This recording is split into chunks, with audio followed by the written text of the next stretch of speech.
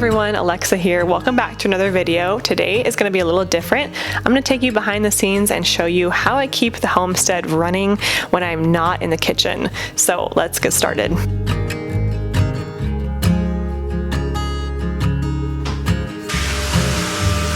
So I'm going to get started inside the house. This is our living room, which is basically a huge great room, living room, dining room, and kitchen. It's the most used room of the house, and so it does get the messiest.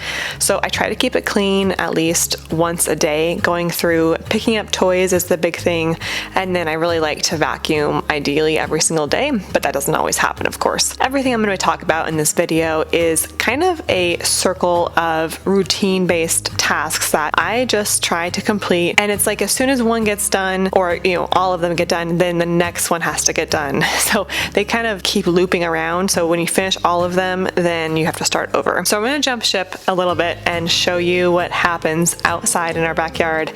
We have 3 chickens and 2 cats, and so those animals contribute to our homestead tasks.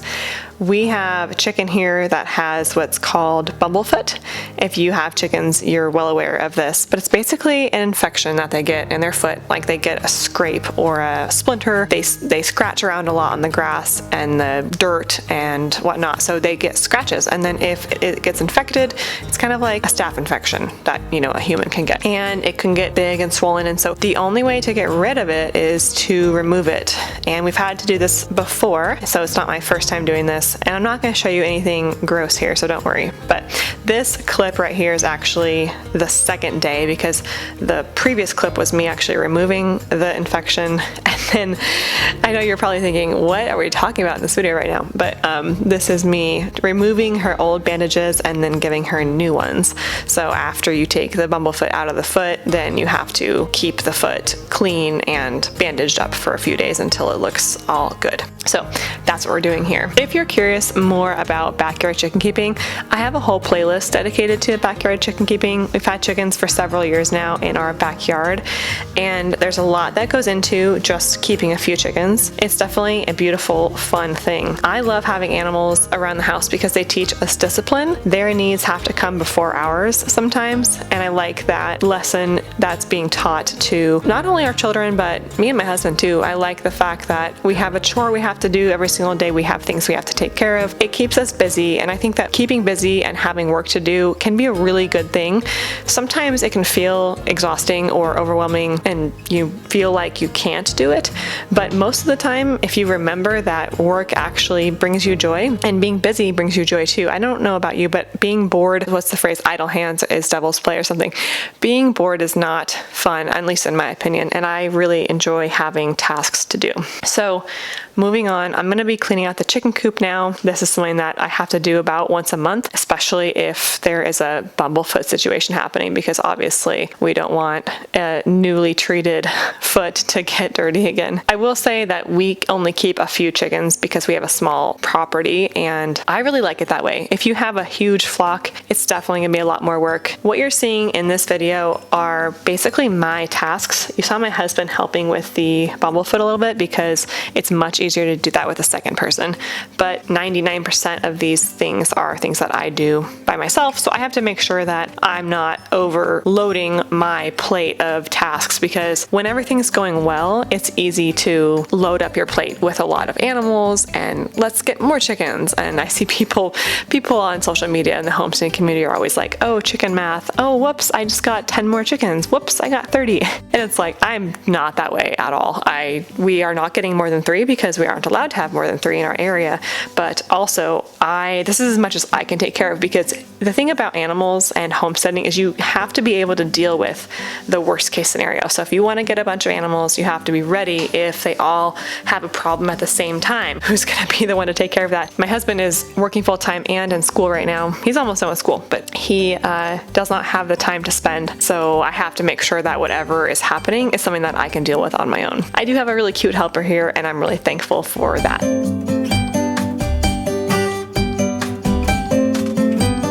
One thing I've learned over the years is keeping a home or homestead or even just a garden is actually work. It's not all sunsets and roses. I think that the idea of farming is very romantic, having kittens and dogs and children and chickens and cows, like you can just keep going. Running around is definitely a romantic vision and I appreciate it and I love it. And I'm the kind of person who that romance can carry me through a lot of really hard work. But I do want to make a note that it is actually work. So even a garden, that's something that you have to water every single day. You have to take the heads off the flowers and it can be really rewarding, but it's also something that you have to remember to do. And like I said, I really appreciate that.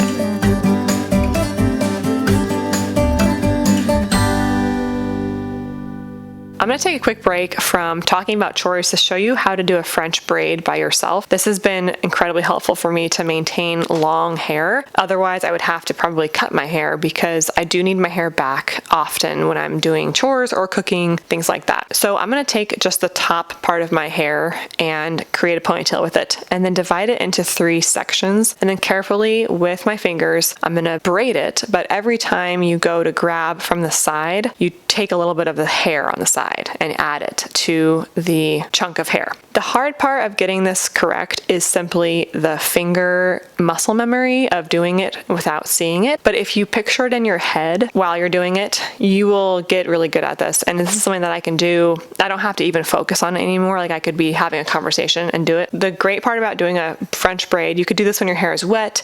Usually I will partially dry my hair because I have a lot of hair. I'll partially dry it and then put it into a French braid if I'm having a really busy day. And then the next day, I'll take the braid out and it will be really curly and it will look like I just styled my hair even though I didn't. All I did was I took it out of a braid. So that's definitely one of my hacks for homemaking and maintaining hair, in case you were wondering. But once you finish getting all of your hair into the braid, then you pull it to the side. I find that's easiest to continue braiding it on the side because I can't reach further down to keep going down the back, and then tie it up and you're good to go. Like I said, I keep this in my hair overnight, sleep with it, and then take it out the next day.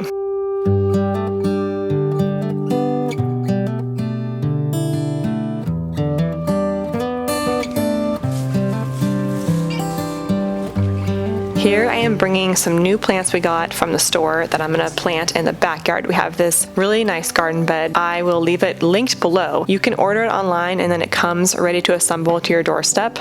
And I filmed myself assembling it, and so I talked about like what didn't make sense or how to do it. So if you are someone who kind of gardens and keeps the home mostly by yourself, that would be really helpful. And this is something that you can definitely do. I think I did this with my first daughter in the backpack at the same time because I really wanted to build a garden bed, but I didn't want to have to really do much of the building. So this type of garden bed arrives, it's ready to be put together, if that makes sense. Like you don't have to do any cutting of the wood, which is nice. So I did it all by myself. Anyway, I'm having a hard time collecting flowers around our house because my toddler is picking every single flower that ever blooms, which I actually love, and I'm not going to tell her to stop doing that because I'm happy she's enjoying the flowers. But I think maybe if I put some flowers in this raised garden bed that I will be able to grow some for myself to use as bouquets as well. So we'll see. So I'm just adding compost and really trying to fill it up as much as I can. I got nasturtiums, I got dahlias, I got some, I think those are, I want to say they're an African daisy, but I might be wrong. In this garden bed already, I've got chives, as you can see. And then on the far right is a pineapple sage. Leave me a comment below if you've heard of this, but it's sage herb and it smells like pineapple, and I haven't cooked with it yet, so I don't know if it tastes like pineapple too, but it smells just like pineapple, and I don't know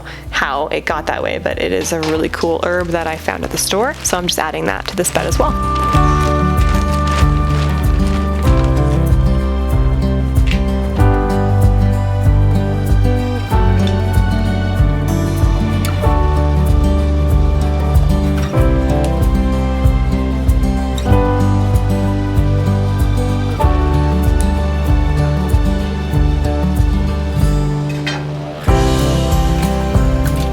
Okay, moving on to the bathroom. I'm trying to reorganize our bathroom a little bit. We recently did, not a renovation, but we got a new shower. So we took out our old shower. This house was built in the early 2000s, and there was a lot of it that was newly upgraded when we moved in, which was 6 or 7 years ago at this point. But some of it needed help, and the shower was one of those things. We had a fiberglass shower previously, and we debated for a really long time whether or not to do tile. I would really like a clawfoot tub. That would be my vision, with a shower curtain around it and like a vertical shower, but we do not have space. This is a really small bathroom, and the shower is not a typical size. It's pretty small. My secret to cleaning the bathrooms is to use very minimal amount of supplies. So I use, this is like kind of like a toothbrush. In fact, I used to clean with solely a toothbrush, and then I realized it was just not big enough, and I found this brush at the store, and I thought that's exactly what a toothbrush is, only it's more substantial. And I do everything with this one little brush, and then I'll also use a sponge occasionally to just get the water.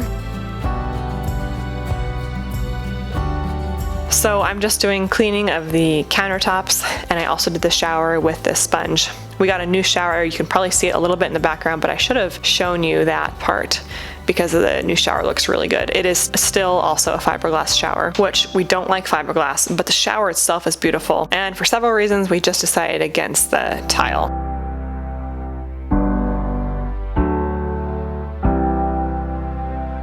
I'm using a cleaning paste here. That's from Earthly, and it works pretty well. I normally just use a bar of soap when I clean, and that works just fine too. I just thought I would give this paste a try. I got a couple new items to help organize the bathroom. I love baskets. I love my homemade lotion I'm showing you right here, and this is a soap dish.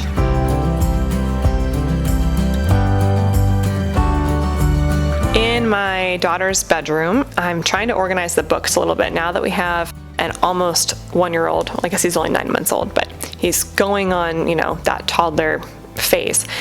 And I'm trying to make sure all of the books are in the right spot. So I'm removing clothes and books from my daughter's room that she doesn't wear anymore and going to donate them. I put some in a bag for donation, and I put some in a bag for trash if they're not wearable. And then I went downstairs and I do some book organization in this cabinet down here, trying to keep the board books down here, because if you know you have a baby, they like to eat, you know, chew on books. So you have to make sure that the books that are within their reach are chewable. So that's what I'm doing down here, and I'm putting the older kid books in my daughter's room. Alright, well that's it. Thank you for joining me in this quick video of kind of the behind the scenes, how I keep things running for the rest of the house when you normally see the kitchen. If you're brand new to my channel, I'd love if you hit that subscribe button. Every week I normally post videos on farm to table recipes and homemade natural living. Thank you so much for stopping by the Duvall Homestead.